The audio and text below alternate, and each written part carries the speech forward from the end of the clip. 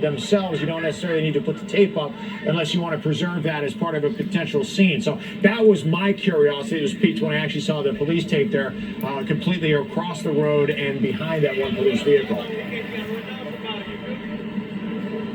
Yeah, tough to tell from down here, but there's definitely the traffic pattern down the block appears to be to get people off of Landover Road through the strip mall that we're looking at down there, and then through kind of the Exxon station, and then there's that road that we brought you earlier that would access that neighborhood that's directly across the street from where we are right now. So yeah, unclear exactly, but I tell you what, and I don't know what Sky Fox sees, but I can certainly go check that out if you give me a couple minutes and kind of report back what I see. Just so you know, Sky Fox is pretty much locked in on the blue car still on its side. That's why we're just kind of seeing the same thing there, and that's why I wasn't sure. I was just really going off of what your camera and Doug's camera was showing. Any update from Kobe, or are we still kind of scouring the wooded area, or the thick area across from you?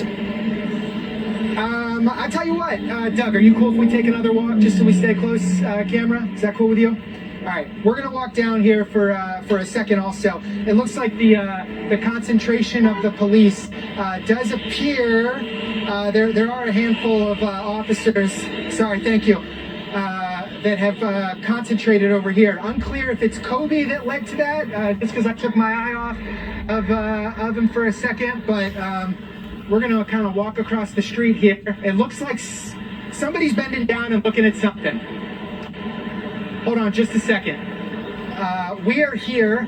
I just saw the gentleman in the suit lean over and take a picture of something on the ground. And the officer, who I believe was Kobe's handler, as well as the two other canine officers, are currently triangulating around something in that grassy area where Kobe was looking earlier. So, that is a development right now that we're bringing you live here on Fox 5. Those three canine officers, again, only one of them was handling the dog. They do appear to be standing around something right now. So we're bringing you that live right now. Obviously, this is a development. We don't know what they've found. We don't know if they've found anything, but it does appear that there is a area of concentration in the wooded area where the canine officer was looking in that grassy area. Obviously, we are not exactly sure what has been found, if anything has been found, if it's connected to exactly what we're talking about here today, but definitely, I don't need to tell you, you've been live with us for the past couple minutes. Something's happening over there. Yeah, no doubt about it. And obviously, and it looks like we have two. I mean, I can see at least two of the canine officers. I don't see the dogs. The dogs may be back in the vehicle at this point, if that's indeed, their job was to find something, and they did and find something. All three canine. Okay, so the three human officers paired with the canines are all there now. It appears the dogs are back in the vehicles, but it looks like everybody, as Dave Kaplan said, they have been searching this wooded area, and it looks like they, whatever it was that they may have found, might be right there where they are all now. And you saw a little kind of pat on the shoulder from one canine officer to the other, leading us to believe that they may have in fact found something. There you go. They're actually taking photos of something that is on the ground there. We just don't know what it is at this point.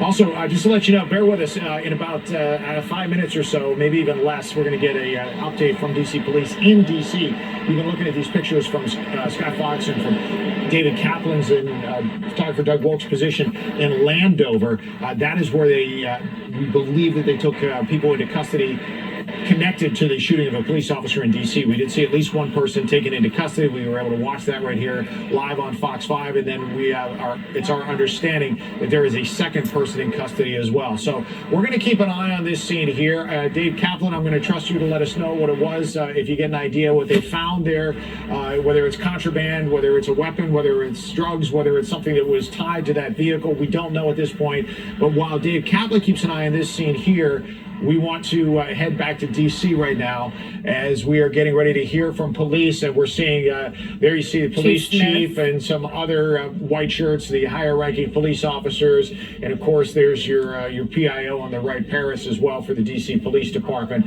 as they come to Bob Barnard's position, and hopefully will fill us in on as many details as we can get as to one of the D.C. police officers who was shot earlier this morning, just before noon. Hours ago, just before noon, in the area. The shooting actually occurred in that area where the officers are right now, which is only a couple of blocks, maybe 3 blocks from the 4D police station off of Georgia Avenue. And we also want to let you know that the condition, as we understand it, for the officer is non-life-threatening. Let's find out. Let's listen to the chief. Smith of the Metropolitan Police Department, and I just want to take a few moments to get everyone up to speed on what occurred here today with regard to the shooting that took place in the 5800 block of 7th Street Northwest. Before I get into what actually happened, I want to clear up a couple of things. There was never a shooting inside of our 4th District station. No one walked into our 4th District station to shoot anyone. What actually happened was at 12:09 p.m., our officers received a call for a shooting within the 5800 block of 7th Street Northwest. One of our officers was traveling to work, and while en route to work, he observed a vehicle driving very erratically. The suspects in the vehicle stopped the car very abruptly, got out of the car, and fired at our officer.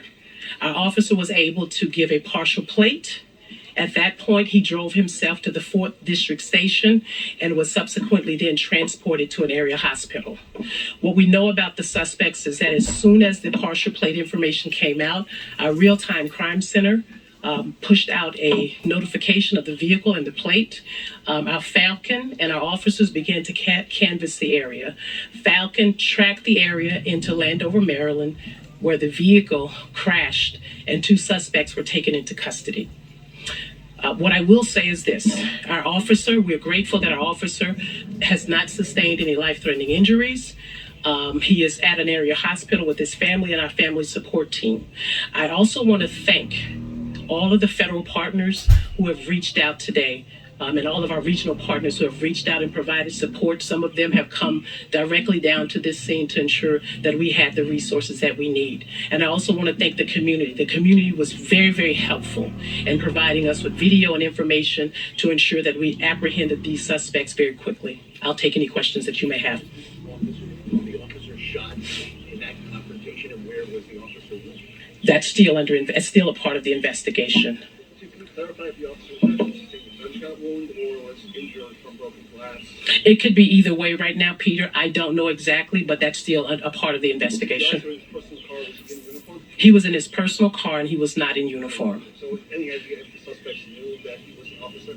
I don't know, Peter, but what I will say is this, is that it could have been anybody, right? It didn't necessarily have to be a Metropolitan Police Department officer. And as you know, when these types of things happen, you must know that we will not tolerate this kind of violence in our city. We will use every resource, as we have been, with any incident to ensure that no one gets away with this type of crime. Chief, was the officer able to return fire? Give me, ma'am.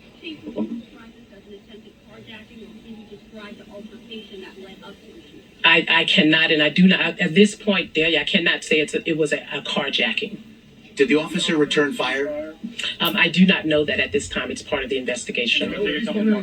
Mark? We're investigating now as suspects that were originally by your office called persons of interest. That is correct. Do you believe these are the 2 people who shot at your officer? And are they male? Two male suspects. Adult male suspects, yes, sir. Did you recover weapons? Right now, I don't know if we've recovered weapons. Obviously, you know, there's another scene in Landover, Maryland, that they're processing an investigating, and that information will be shared with me at a later date. Pursued at the time of the crash?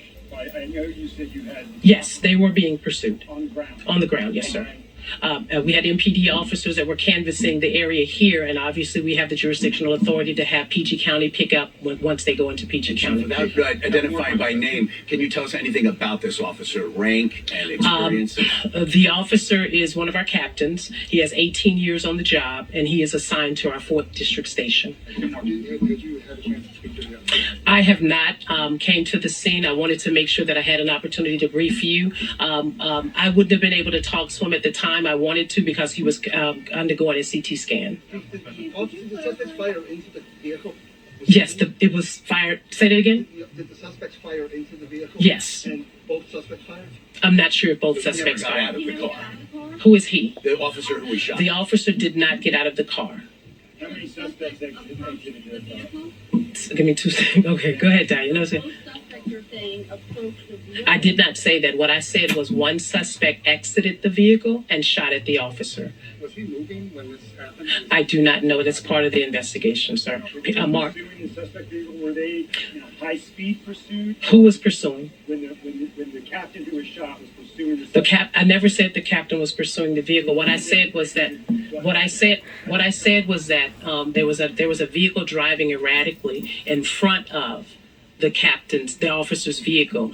The suspect vehicle stops. An individual gets out and shoots at the vehicle.